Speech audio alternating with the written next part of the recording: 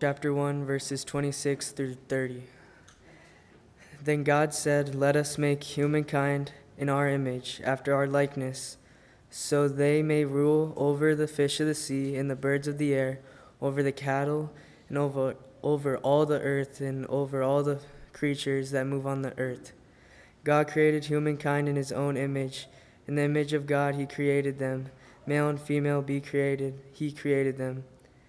God blessed them and said to them, "Be fruitful and multiply, fill the earth and subdue it, rule over the fish of the sea and the birds of the air, and every creature that moves on the ground."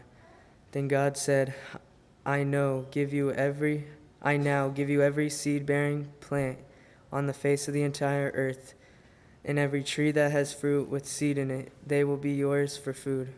And to all the animals of the earth, to every bird of the air, and to all the creatures that move on the ground, everything that has the breath of life in it, I give every green plant for food. It was so.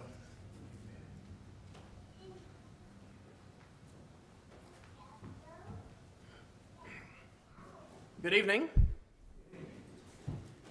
We are in a series on the third Sunday night of each month. We're doing a series on building up the church. Now you might think, wait, part 3, but we are in April. If you recall, our third Sunday of March, we had to cancel because of snow. So I'm playing catch up here. This is what March's should have been, and then next Sunday night we'll do what tonight's would have been.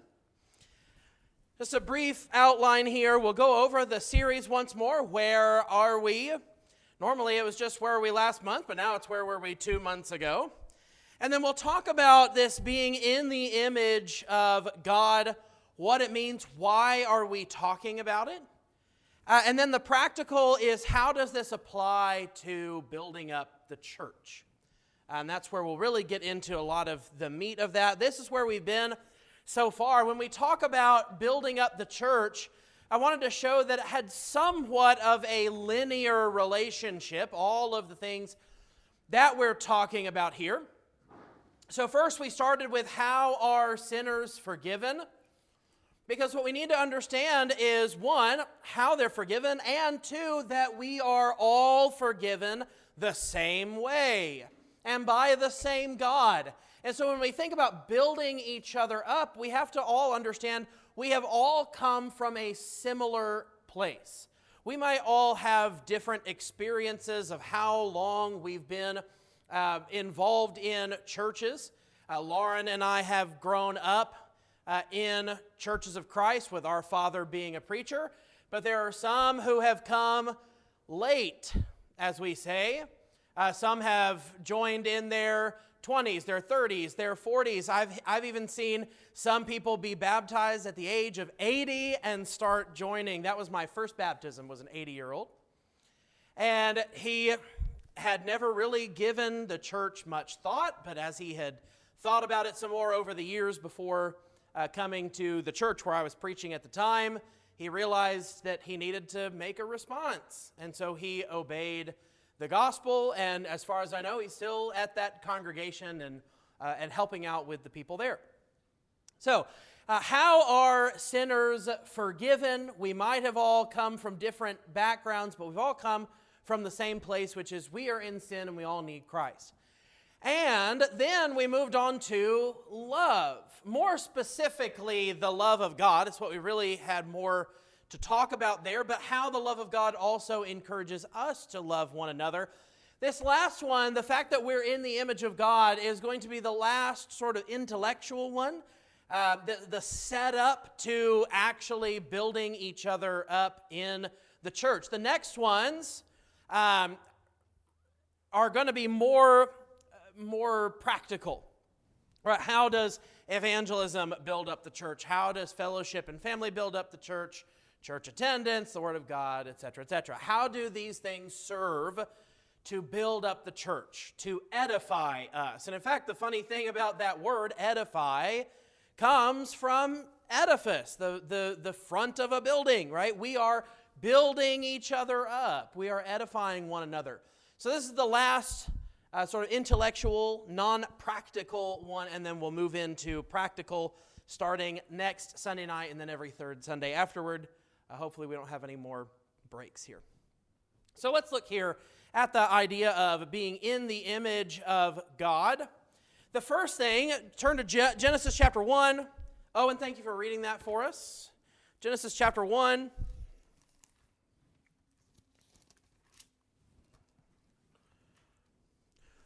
As God is making everything, we see that God takes a special moment, right? On day 6, he's made everything that lives on the land. It's sort of the last thing that God needs to do in order to fill his creation. So remember, when God created the world, he created it, but it was dark, it was void, and it was formless. And so now what God has been doing in the days thereafter is he has been forming it, lighting it up, and filling it, right? He has given us light in the first place. Then he separated that light into the sun, the moon, the stars. He's been dividing waters. He's been bringing land out of the waters. So in that way, he's been forming it, and then he's been filling it. There are creatures that live in the air. There are creatures that live in the sea. Now we're looking at creatures that live in the land. And then after he's done this, before he says, I'm done, he has one more thing to do, and that is, let us make man in our image, according to our likeness. Now, what does that imply about the rest of creation?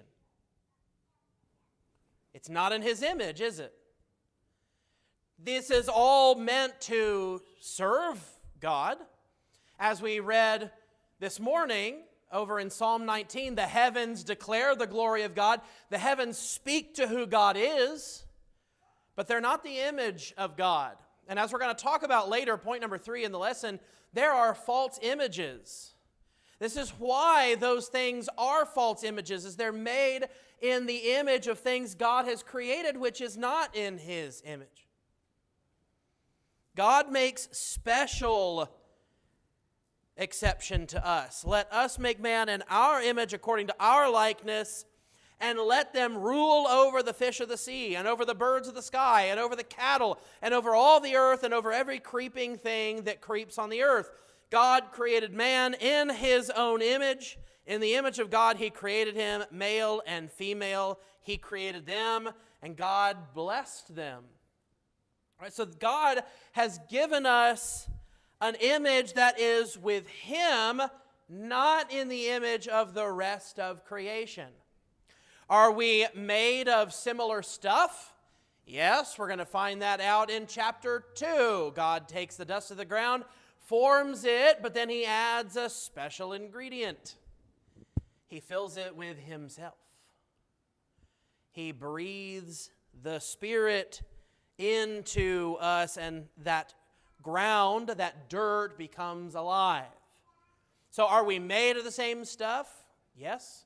Do we have similarities with things like DNA, by instinct and emotion? Yes, we have similarities with the rest of creation, but we are of a higher order. Now, before we get too big for our britches, we're given a job. Be fruitful and multiply and fill the earth and subdue it. It is our job to rule over it. But as God teaches us to rule, or perhaps your Bible says to have dominion over it, it's not simply to do whatever we wish with it. That is not what God does. God doesn't just do whatever he wishes, regardless of how it impacts anyone else. He does what is best for his creation. And he lets his creation, i.e. us, have free will. And so this is not for us to decide that whatever we wish to do with creation we can, but we are given the same idea of what God is to us. That God is to rule over us as we are to rule over creation. And thus, this is part of being in the image of God. We have been given dominion. And in that dominion, we have some understanding of who it is that God is by how we respond to creation. The next thing that we learn about being in the image of God is over in Genesis chapter 9. So please turn over there with me, Genesis chapter 9.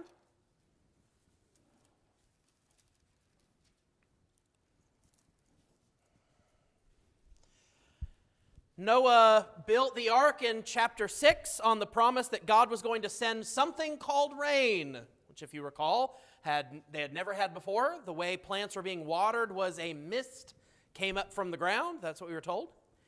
But the waters, I mentioned earlier, God separated waters from above, waters below. The waters above were going to come down, and the waters below were going to come up, and we were going to have a great flood. And that flood comes in chapter 7.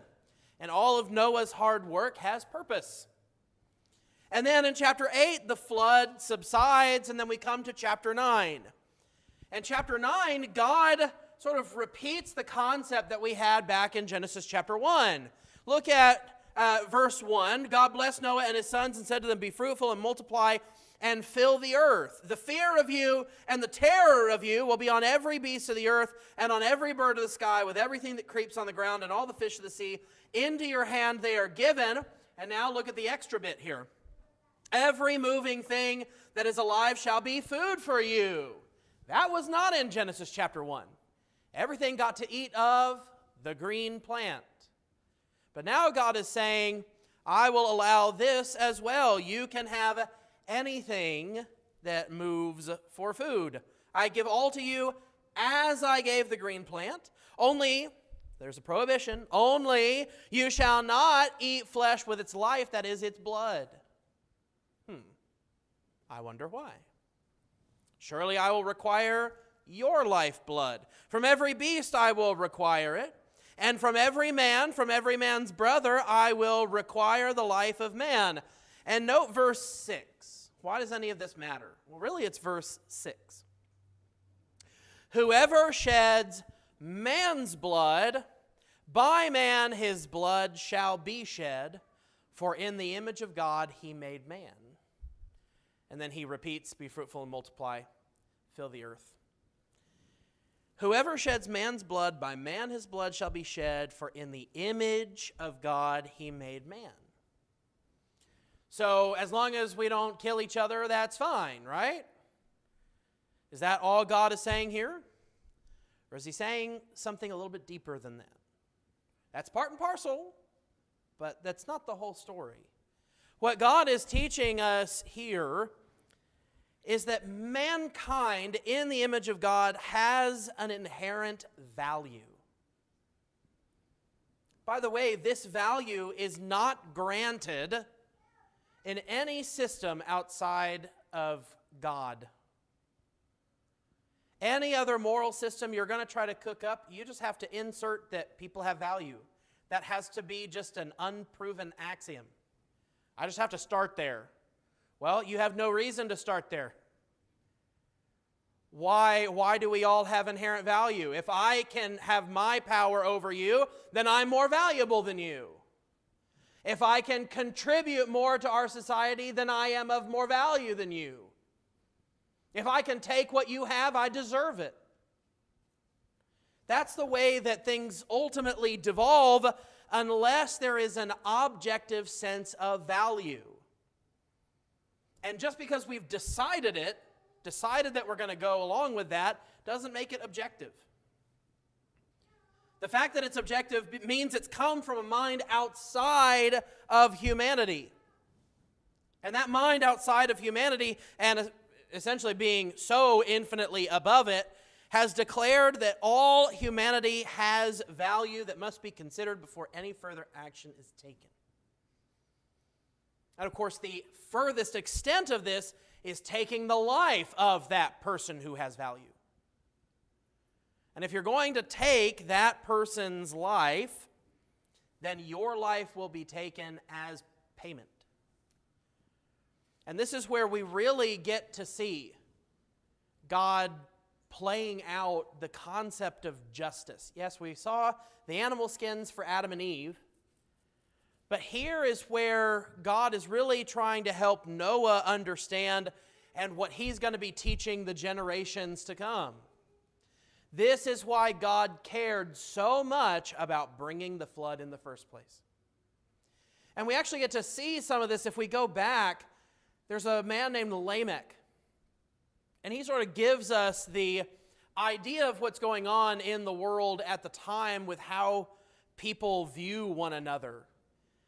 And his whole point is, I'm going to return on everyone multifold whatever you do to me. The point is, if you hurt me, I'm going to hurt you even worse. That's the way people were. And God says, no.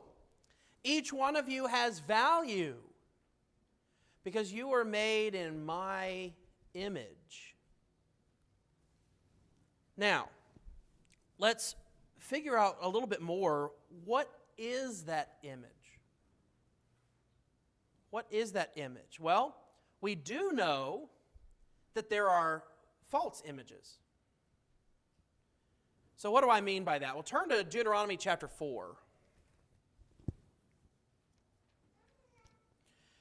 There's a few things that we can understand about the image of God. Again, we know one already. It has to do with subduing and having dominion over creation. So being given some inherent level of dominion is part of being in the image of God.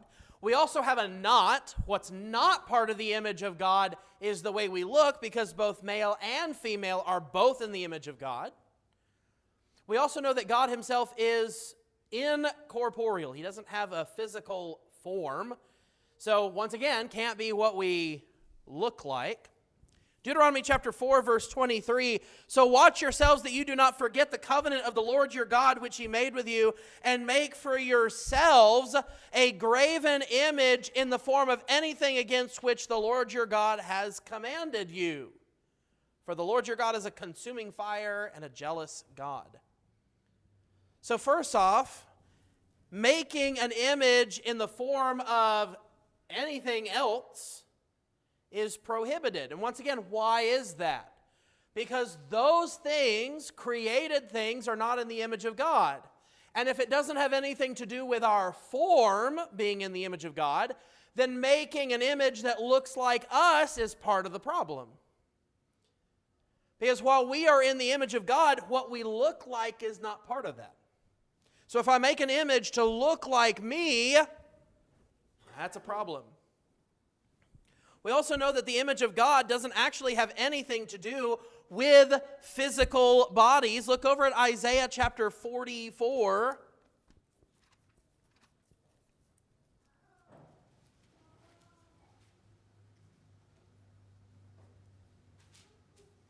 Look at the idiocy with which we love to comport ourselves. Isaiah 44, verse 15, so then it becomes something for a man to burn. He takes one of them, meaning cutting a tree apart. He takes one of them and warms himself. He also makes a fire to bake bread. He also makes a god and worships it. He makes it a graven image and falls down before it. Half of it he burns in the fire. Over this half he eats meat as he roasts a roast and is satisfied. He also warms himself and says, aha, I am warm, I have seen the fire. But the rest of it he makes into a god, his graven image. He falls down before it and worships. He also prays to it and says, deliver me, for you are my God. Which when he's done with it, what can he do?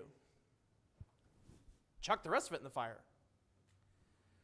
I know that I cast half of you into the fire, but the other half of you is worth worshiping and praising. I'm going to use what God has created and make my own God. And note he says his graven image. We're starting to get a picture of what that image looks like. In Acts chapter 17, Paul warns the Athenians, the Areopagites. He warns them with something the children of God already know. The children, as the children of God, or being then the children of God, we ought not to think that the divine nature is like gold or silver or stone, an image formed by the art and thought of man. When you imagine, right, whenever you see God written out, what do you typically imagine? Very old man, but still powerfully built. Long, shock white beard.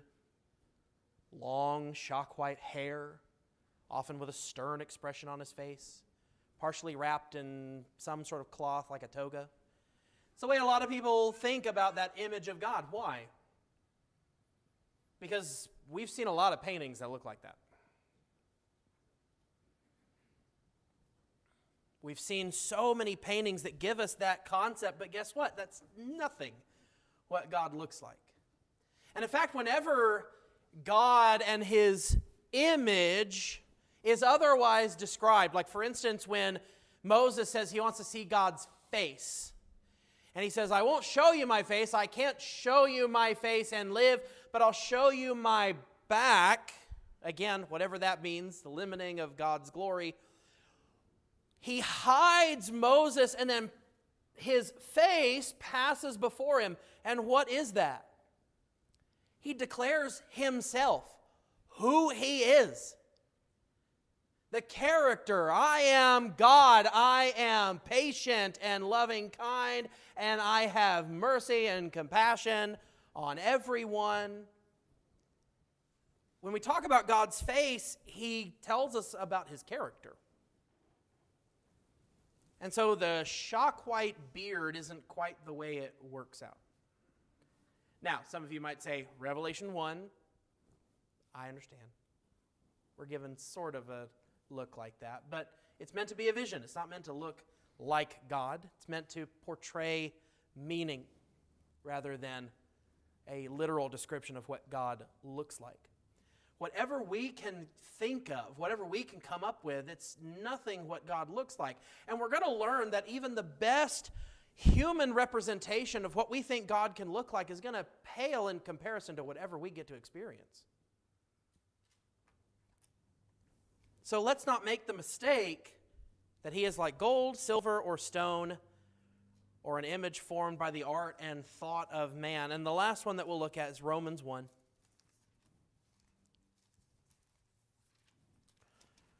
Because when we focus on these false images, these false concepts of what the image of God is, and I want to point out here that as we are getting ready to read chapter 1, verse 23, what is Paul really trying to say here? We'll actually start in verse 22. Professing to be wise, they, unbelievers, became fools and exchanged the glory of the incorruptible God for an image in the form of corruptible man and of birds and four-footed animals and crawling creatures. Therefore, God gave them over in the lusts of their heart to impurity, so that their bodies would be dishonored among them.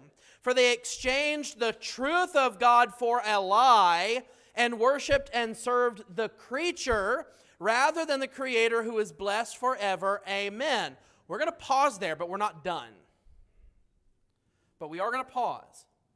Note here, what are they worshiping? They're worshiping an image. It's an image of what they think God is like, but what they've really done is they're worshiping what God has created rather than the God who created it. But this isn't just worship God is talking about here, that Paul is talking about here. It's a deeper problem. Verse 26. For this reason, God gave them over to degrading passions. Why? Because they're worshiping a different image. It's not just what the thing looks like that they're bowing to, it's why. For their women exchanged the natural function for that which is unnatural. And in the same way also the men abandoned the natural function of the woman and burned in their desire toward one another. Men with men committing indecent acts and receiving in their own persons the due penalty of their error. And just as they did not see fit to acknowledge God any longer. Do you catch that? That's part of this. God gave them over to a depraved mind to do those things which are not proper, being filled with all unrighteousness, wickedness, greed, evil, full of envy, murder, strife, deceit, malice. They are gossips, slanderers, haters of God, insolent, arrogant, boastful, inventors of evil, disobedient to parents, without understanding, untrustworthy, unloving, unmerciful.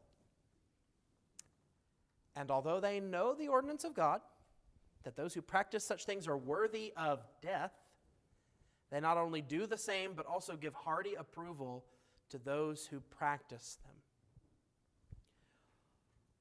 All of what we read is part and parcel to the image of God. And they lack it. Notice that when they worship the creature rather than the Creator, what they have done is they have determined they are the image worth worshiping. And you know how that plays out? How could God be upset with blank?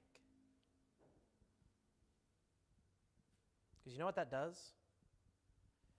You've already decided for God what He wants, what He doesn't want, what He cares, and what He doesn't care about.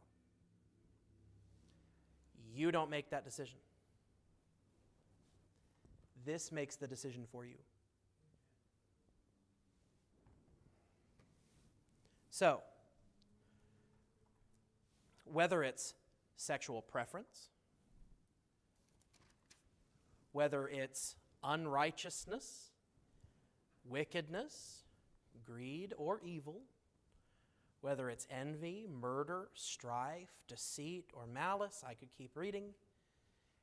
All of these things are not in the image of God. God did not create for us to be steeped in these things. He created us to be better,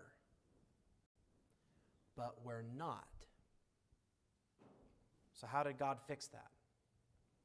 Well, He sent the greatest image that He could. If you're not going to understand what it means to be in the image of God, let me show you. So God Himself came down and showed us what it means. For us living on this earth, how are we in the image of God? 2 Corinthians chapter 4. 2 Corinthians chapter 4, beginning in verse 3. Even if our gospel is veiled, it is veiled to those who are perishing, in whose case the God of this world has blinded the minds of the unbelieving, so they might not see the light of the gospel of the glory of Christ, who is the image of God. For we do not preach ourselves, but Christ Jesus as Lord, and ourselves as your bondservants for Jesus' sake. For God, who said, "Light shall shine out of darkness," is the one who has shone in our hearts, to give the light of the knowledge of the glory of God in the face of Christ. And so if you want to understand the full image of God, you have to look to Christ. Colossians chapter 1, and in verse 15, he says, "He is the image of the invisible God, the firstborn of all creation."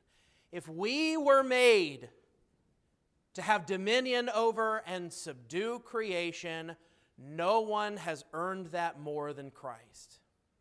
And when He was here, He showed just how much dominion He had. And they were such great displays of power.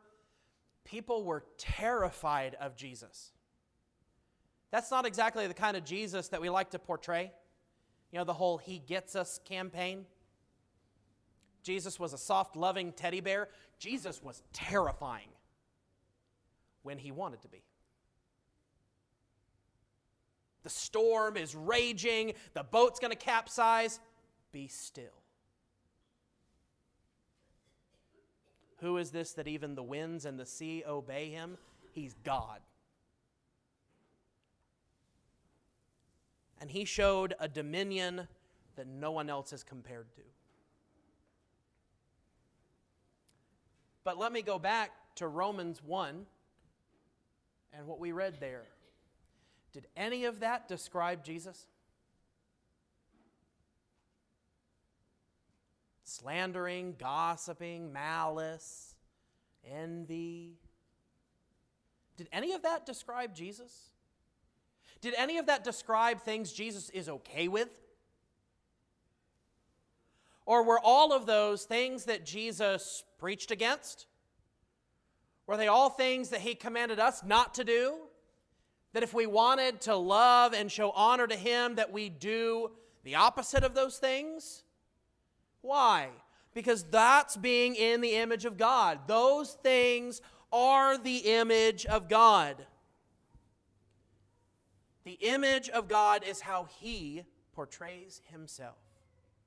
We talked about this last week. Who do I say that I am? And we looked at a few passages that were all how God describes himself. And it should show a stark contrast to what we read in Romans chapter 1. And what's funny about what we read in Romans 1 is how many of those do people say, does God really care about that? He cared enough to tell us not to do it. I don't know how else to explain it to you. Read it and tell me how God feels about it.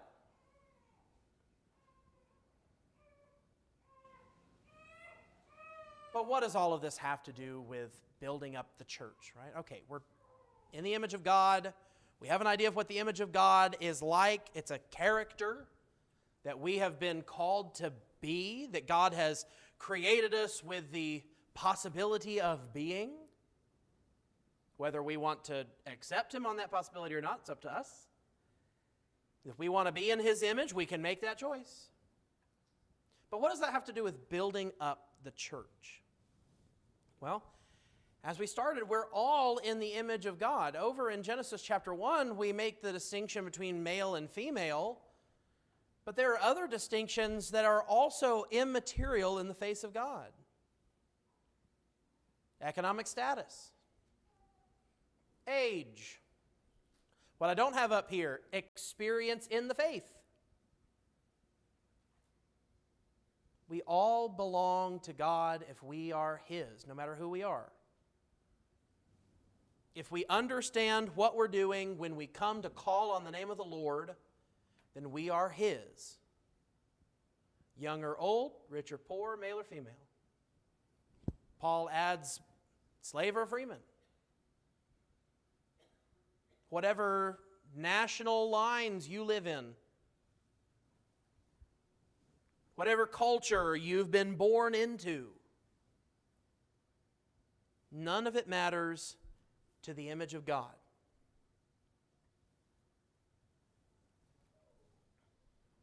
So since we're all in the image of God, we should be building each other up. And that starts with an understanding we all deserve a base level of respect. We can increase from that base level,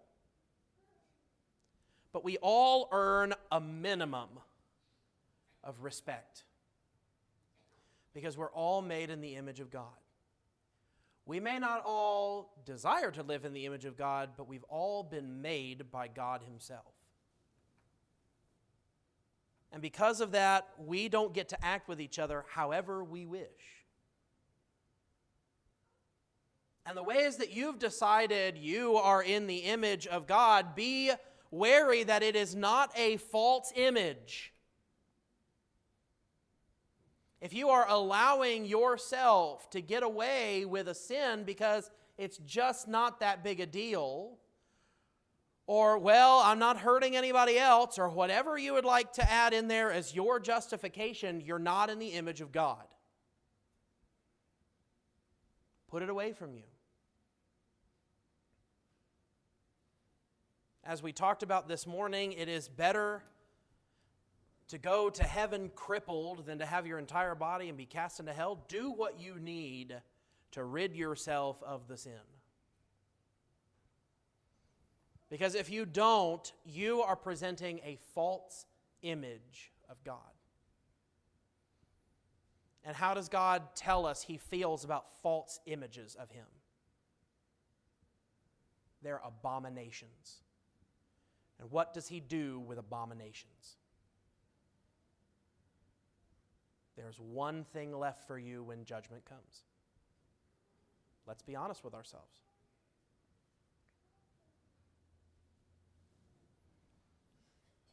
Since Christ is the true image of God, then coming to him and being transformed by the renewing of our mind into his image, to be molded to look like him, that will make him your Savior. You have to come to his image. And while there's a lot of positive things to consider about the image of God and what it is, a really good starting point is what his image is not, like Romans chapter 1 or Galatians chapter 5. These are great places to start about what does the image of God not look like, and then look for what the image of God is. And if at any point you realize that you need to make your life right with him, and hopefully that one of those points is right now, that you realize I am not in the image of him like I ought to be. And I'm not really trying all that hard, and I need to. We want to do everything perfectly, and we have the capability, but sadly we don't have the will. But what we can do with each other is help bolster each other's will. And this is part of building each other up, is encouraging each other to stay on the path, to stay in the perfection of the image of God. That completeness of Christ and what the true image of God really looks like. So, we're about to sing Who Will Follow Jesus. And if you're wanting to say, me, but you realize that the way your life is going right now, that may not be true, then now is the time. While we're singing this song, you have all that time to come up here and make things right. But once we lose out on this time, I don't know when you'll get another chance. Don't squander this opportunity. Please come while we stand and while we sing.